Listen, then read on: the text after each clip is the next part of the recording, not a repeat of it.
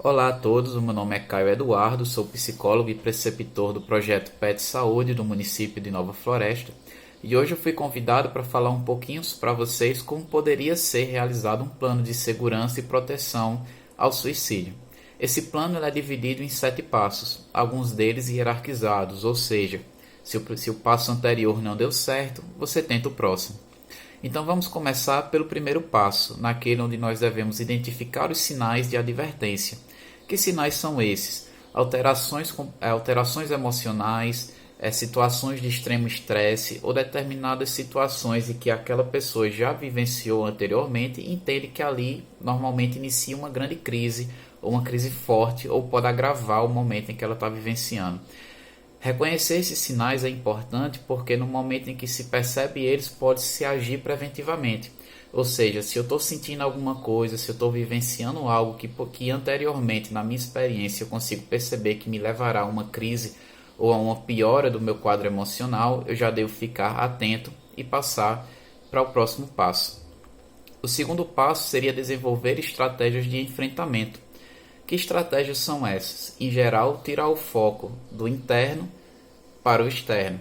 Se eu começo a ter pensamentos que estão me levando a uma angústia profunda, a um sofrimento profundo, no qual eu começo a perceber que a minha única solução seria me machucar ou atentar contra a minha própria vida, eu tenho que tentar tirar o foco desse pensamento, eu tenho que tentar impedir que esse pensamento continue girando na minha cabeça, trazendo cada vez mais aquela emoção negativa e por fim me levando a um comportamento de uma possível tentativa de suicídio. Então eu começo a ver o que dá certo para mim ou o que dá certo para outra pessoa, que pode ser qualquer tipo de atividade na qual ela se envolva e ela consiga tirar o foco daquilo que ela está sentindo e colocar nessa outra coisa. Quais coisas poderiam ser feitas, por exemplo? Dar um passeio, fazer um jogo, construir alguma coisa, resolver alguma atividade, realizar algum trabalho. Pode ser qualquer coisa, desde que a pessoa consiga se envolver, consiga tirar sua atenção de um canto para outro. E se ela conseguir obter prazer e satisfação dessa estratégia de enfrentamento, é bem positivo. Apenas um alerta é preciso ser feito. Essas estratégias de enfrentamento não podem trazer prejuízos à própria pessoa, como por exemplo, afastar o pensamento de morte ao comer muito, comer excessivamente, ou tentar afastar o pensamento de morte se envolvendo em algum outro tipo de atividade que traz risco à pessoa, como por exemplo a utilização de drogas. Então é muito importante também ter esse pensamento.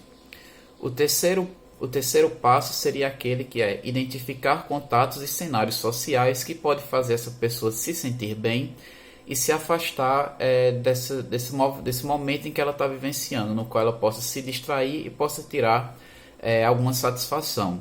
Que cenários e contatos sociais poderiam ser esses? Bem, depende da própria pessoa. Poderia ser um passeio no parque, a prática de algum esporte, poderia ser conviver com a família, poderia sair com alguns amigos.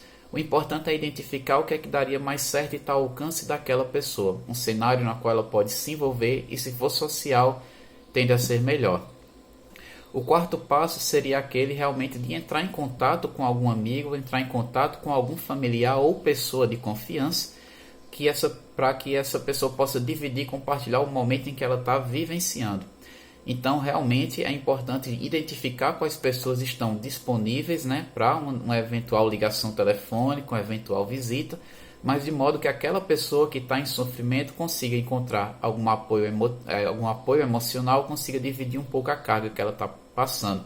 Além de, no momento de socialização, ela poder se encontrar e entrar em contato, se conectar com coisas que não são aquele pensamento, aquela solidão, aquela frustração que ela está sentindo naquele momento, que podem levá-la a um comportamento trágico. O nosso quinto passo seria, se os anteriores não dão certo, talvez precisemos entrar em contato com algum serviço de atenção profissional. Que serviços estão à disposição? O serviço da atenção básica de saúde, o serviço do CAPS, por exemplo, ou até, se for o caso, de uma emergência, uma emergência psiquiátrica ou alguma outra emergência hospitalar que seja necessária. É importante também destacar que existe o Centro de Valorização da Vida, atuando no Brasil, é um serviço gratuito que pode ser acessado através de telefone pelo número do 188 E ele atende, são telefones grátis, né? Você pode ligar por celular, pode ligar por telefone fixo ou entrar em contato diretamente no site, que é www.cvv.org.br. Eles estão à disposição, são profissionais treinados para fazer o apoio emocional em momentos em que aquela pessoa está mais precisando e não tem com quem desabafar, não tem com quem dividir aquele momento. Então, é uma instituição completamente sigilosa, então qualquer contato não será compartilhado com outras pessoas e nem tanto você sabe quem está atendendo a sua ligação. É um anônimo muito bem preservado. O nosso próximo passo, seria o sexto passo, é tornar o ambiente mais seguro. Se a pessoa não está conseguindo controlar aqueles impulsos que ela tem que poderão levá-la ao suicídio, é importante dificultar a concretização desse ato. Diante disso, talvez seja necessário esconder facas, esconder cordas, esconder material químico que pode ser ingerido e causar problemas como água sanitária. É importante também ver qual o ambiente e o que é que pode ser seguro e não seguro para aquela pessoa. Alguns itens oferecem mais riscos do que outros. Uma faca de serra oferece menos risco do que uma arma de fogo. Então é importante também se ver, né, dentro do ambiente aquilo que oferece mais risco e, se possível, dificultar o acesso ou realmente tirar o acesso daquela pessoa àquele tipo de instrumento. E como último passo é aquele que é o mais importante, né, diante de toda essa luta contra o suicídio, que é identificar ou construir ou encontrar motivos para viver. Em geral, os motivos para viver, quando se pergunta a uma pessoa que está passando por uma situação depressiva, são um pouco difíceis dela identificar, mas são possíveis, né? Em geral, a importância de identificar quais são as razões que aquela pessoa tem, o que faz ela acordar no outro dia, o que faz ela ter, o que são as vontades, os desejos que ela tem a realizar. Em geral, muitas vezes as pessoas da própria família que ela ainda deseja conviver, deseja ficar próximo, porque em geral muitas pessoas amam alguém, ou pelo menos tem alguém ou tem alguma coisa que as motiva. Às vezes a gente só não consegue enxergar essas coisas, mas no momento em que a gente consegue identificá-las, a gente começa a buscar reviver, a entrar em contato cada vez mais com essas coisas. E também cada vez mais com os motivos, né? É importante que, se possível, a pessoa se relembre disso constantemente. Se for possível, fazer uma lista das coisas que fazem ela querer acordar ou as coisas que ela tem vontade de fazer amanhã. É importante que essa lista esteja de acesso a ela o tempo inteiro. Seja num caderno, seja no celular, seja colado na porta do guarda-roupa ou na porta de casa, para que essa pessoa não se esqueça e rememore isso constantemente. E se isso está ligado a experiências, que ela reviva essas experiências constantemente. Se for a presença de pais, que se aproxime dos pais. Se for a vivência com amigos, que se aproxime de amigos. Se for uma expressão artística, que essa pessoa tente, por mais que difícil, se expressar artisticamente. O importante é que a gente rememore e não se esqueça os motivos que temos para viver.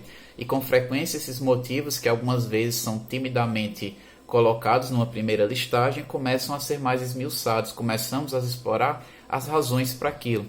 Por exemplo, eu gostaria de continuar vivo porque eu tenho um filho para cuidar. Mas aí o que é que esse filho representa para mim? No momento que a gente vai perguntando, vai se questionando, esses motivos para viver podem ser mais elaborados. E com isso a gente vai convivendo, vai rememorando e vai experienciando esses motivos. O que nos aumenta a noção de responsabilidade, a noção de esperança e a noção de um propósito e sentido para a vida. Basicamente, esses são 7 passos que são utilizados para a promoção de um plano de segurança contra o suicídio. Eles podem ser utilizados dentro de um processo terapêutico, mas também podem ser utilizados dentro do cotidiano comum, dentro do cotidiano para qualquer pessoa. Que na verdade não deixa de ser terapêutico, já que terapia seria qualquer tipo de tratamento. Então eu deixo aqui com vocês essa breve explicação. Espero que tenha sido útil, que elas tenham sido proveitosas, e se elas não fizerem diferença na sua vida, multiplique para que faça diferença na vida de uma outra pessoa. Muito obrigado.